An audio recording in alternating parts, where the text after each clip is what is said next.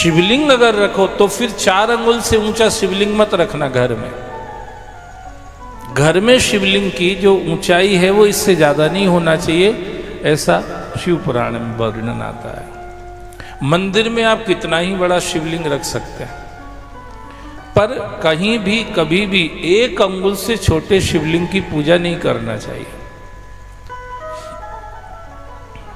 1 अंगुल से छोटा जो शिवलिंग है उसकी पूजा का फल नहीं मिलता है, इससे ऊंचाई होना चाहिए। घर में 1, 2, 3, 4 अंगुल तक का शिवलिंग आप रख सकते हैं। ब्राह्मण है तो आप पारद शिवलिंग रखिए महाराज, that will be helpful for you to get the real knowledge of Lord Shiva, Shiv तत्व को जानने के लिए, क्योंकि ब्राह्मण को भगवत तत्व का बोध होना बहुत जरूरी है।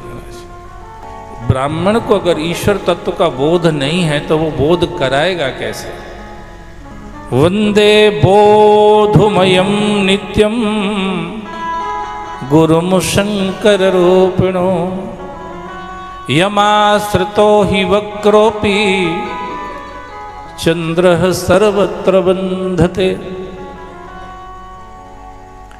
तो उसका ब्रह्म ज्ञान जल्दी सिद्ध हो जाता है जो पारद शिवलिंग की सेवा पूजा करता है। अगर कोई शासक है, क्षत्रिय है, राजा महाराजा है, आज की भाषा में कहें तो जो शासक प्रशासक नेता लोग हैं, जो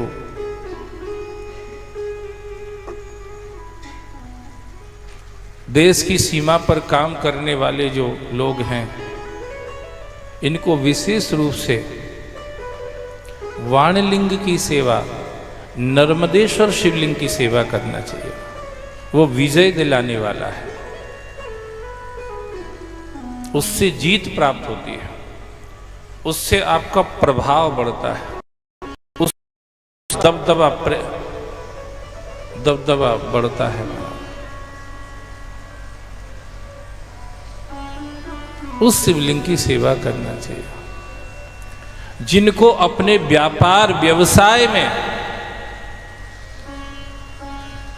उन्नति करना है, उनको स्वर्ण लिंग की सेवा करना चाहिए, सोने का शिवलिंग।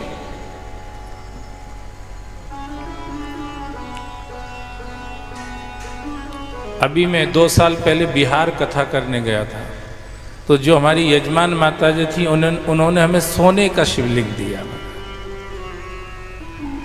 सोने का शिवलिंग।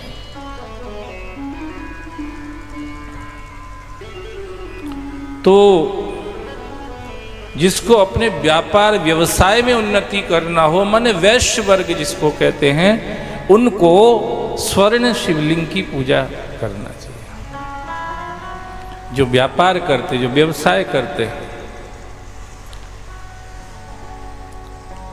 गौपालन और कृषि भी इसी में ही आता है।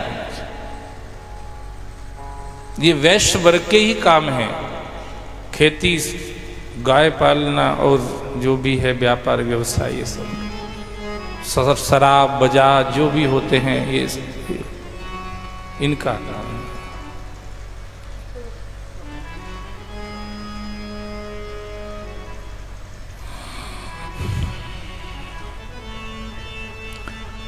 चतुर्थ वर्ग सुंदर सा कोई शिवलिंग लेकर के उसकी सेवा पूजा करके अपने दोषों से छुटकारा पा सकता है।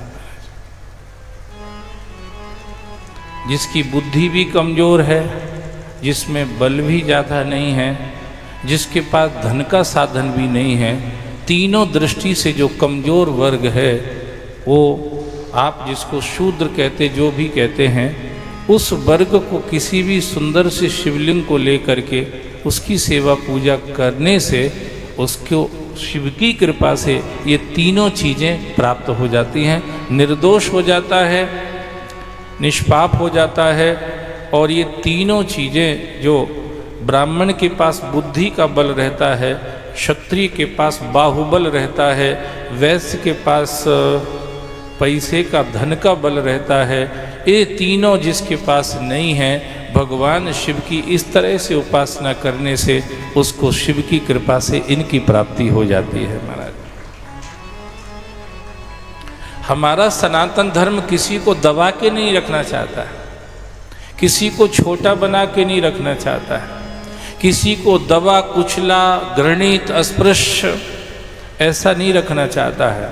एक व्यवस्था है, एक पद्धति है, एक प्रक्रिया है, उसके द्वारा कोई भी उन्नति को प्राप्त कर सकता है, उसके द्वारा कोई भी आगे बढ़ सकता है। धर्म का उद्देश्य ही है प्राप्य वरान निबोधय, हर जीव श्रेष्ठता को प्राप्त करे, ये धर्म का उद्देश्य है महाराज। हर जीव, इसलिए सनातन धर्म मात्र एक ऐसा धर्म है जो निर्दोष है,